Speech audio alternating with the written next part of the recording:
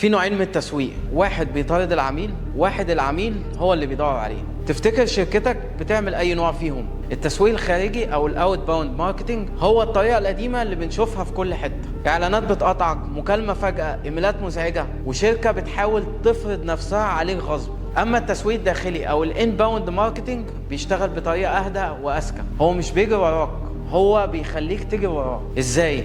عن طريق محتوى مفيد، مقالات، فيديوهات، او حتى تجربه عميل تخليك تقول انا عايز اتعامل مع الناس دي. تخيل شركتين بتبيع نفس المنتج، الاولى عامله حمله اعلانيه في كل مكان تقول اشتري دلوقتي قبل ما الخصم يخلص، اما التانيه بتنزل محتوى تعليمي ازاي تختار المنتج اللي يناسب احتياجاتك. الناس بتشوف الفيديو تستفيد تثق فيه وبعدين تشتري. الفرق مش في المنتج، الفرق في الاسلوب. يعني ببساطه التسويق الخارجي بيحاول يوصل للناس، لكن التسويق الداخلي بيخلي الناس توصل له.